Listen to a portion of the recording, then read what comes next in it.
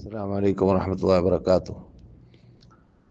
നമ്മുടെ കടയിൽ നിന്ന്, നമ്മുടെ ഷോപ്പിൽ നിന്നിട്ട് സാധനങ്ങൾ വാങ്ങാൻ വേണ്ടി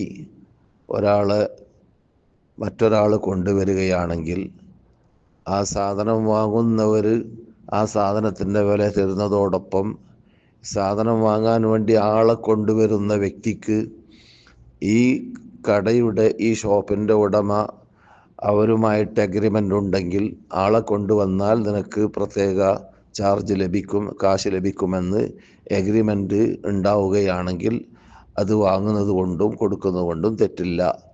കാരണം അത് അൽ മുഅ്മിനൂന ഇൻദ ശുറൂത്തിഹിം എന്നാണ് റസൂൽ പറഞ്ഞത്. നിബന്ധന ഉണ്ടായിക്കഴിഞ്ഞാൽ ആ നിബന്ധന പാലിക്കൽ മുഅ്മിനിൻ്റെ, സത്യവിശ്വാസിയുടെ ബാധ്യതയിൽപ്പെട്ടതാണ്.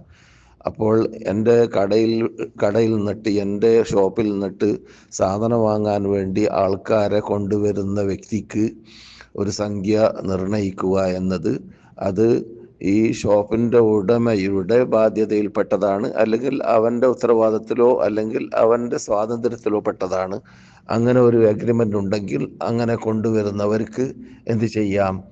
വേക്കൻസിയെ അല്ലെങ്കിൽ എന്തായാലും വാങ്ങുന്ന ആൾക്കാരെ പെയിൻ്റ് ആവട്ടെ, എന്ത് സാധനമാവട്ടെ, ഷോപ്പിൽ നിന്നിട്ട് വാങ്ങുന്ന ആൾക്കാരെ കൊണ്ടുവരുന്ന വ്യക്തിക്ക് ഒരു സംഖ്യ നിർണയിക്കുന്നുണ്ട്, തെറ്റില്ല. സഹോദരൻ ചോദ്യത്തിൽ പറഞ്ഞ മാതിരി കമ്മീഷൻ എന്നോ എന്ത് പേര് പറഞ്ഞാലും വിരോധമില്ല. കാരണം അത് അദ്ദേഹത്തിൻ്റെ അദ്ദേഹത്തിൻ്റെ പ്രയാസം, അദ്ദേഹം പ്രയാസപ്പെട്ടതിനുള്ളതായ പകരമാണ്. അദ്ദേഹം ആൾക്കാരെ കൊണ്ടുവരാൻ മനക്കെട്ടു, ആ മനക്കെട്ടതിൻ്റെ ഒരു പകരമായി കൊടുക്കുന്നതാണ്.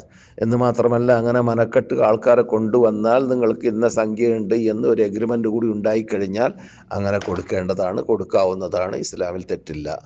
അസ്സലാമു അലൈക്കും വറഹ്മത്തുള്ളാഹി വബറകാതുഹു.